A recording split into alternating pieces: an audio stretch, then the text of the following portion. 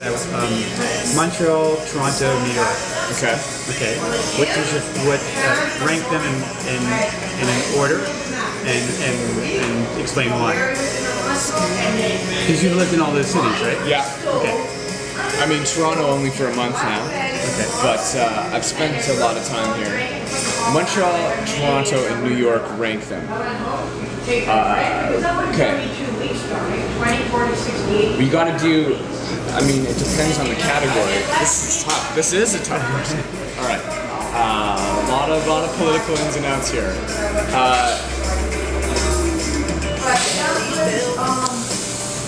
Okay, I'll do an overall ranking at the end. Let's start with okay. Montreal was the best place for me to be in my early and mid 20s when I didn't care about money and didn't really care about my career and was happy to treat. I started a theater company with a bunch of friends called Sidemart Theatrical Grocery that was devised to be like a rock band, and we wanted to make things together and have the music and the band be more important than anything else, and wanted people to be interested in the work itself, but then also become interested in us as performers and be interested in what else we do. So Montreal was the perfect place to do that because it is cheap. It costs nothing to live there. It's probably less than half of either of the other two cities in terms of rent. You can eat like a king for no money and have a quality of life that's pretty high. And I'm a theater artist that self-identifies as a musician. I've like identity problems as an actor, and Montreal has the best music scene. It's just the music is incredible. So those are the things going for Montreal. New York has the fact that it's New York. Just the line in Trying for the Kingdom that says this place has referenced itself so many times it doesn't mean anything more, man. It's about New York, but I say it sort of reverentially, but also irreverently. Like it is.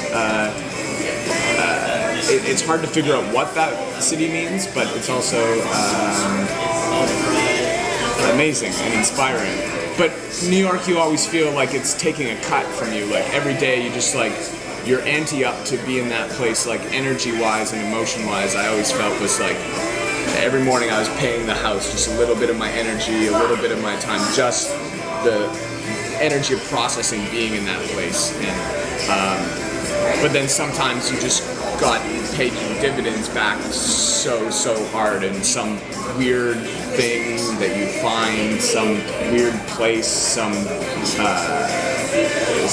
piece of art that you see, or one of the big famous things, like you go to the Met and you're just like, okay, now I'm recouping some of that that I've been paying every day, and I'm so tired all the time.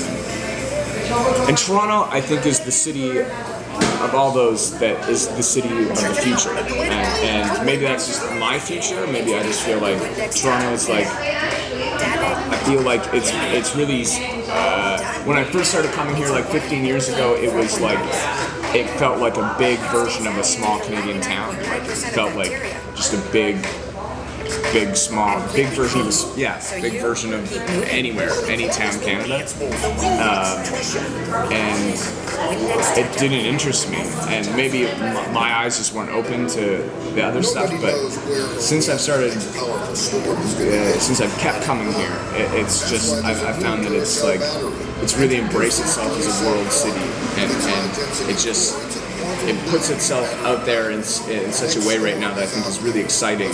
That it's just like constantly showing you and telling you that everybody is here, everything is here, and it kind of is, and it feels like that now. And maybe I'm just not jaded yet by it. Like I lived in New York for about 4 years, and I lived in Montreal for about 6 or 7 years, and I've been here on and off for years, but I've never lived here until a month ago. So maybe this is just brand new, but it feels exciting. And there's okay. So all-time ranking. I mean, for vibe, I think you go Montreal, New York, Toronto.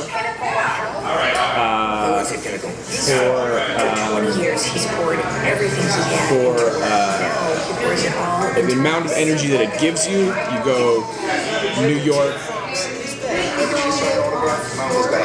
A tie between Montreal and Toronto for different reasons, and then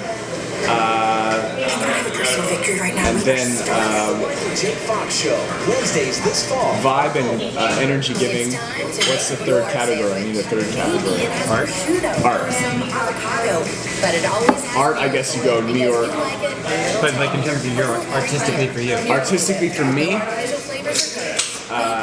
my move from New York to Montreal was that I was an absorber in New York and an emitter in Montreal, and I think Toronto's hopefully the balance. It feels like the balance. So maybe that makes it number one there. Overall just gets all screwed up, and none of those rankings mean anything, and you just have to go emotionally. And overall, I guess you go.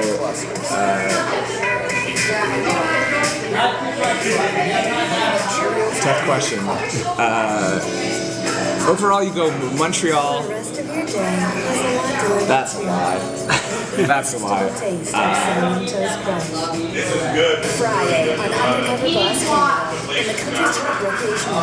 Now, flip it. Overall, you go.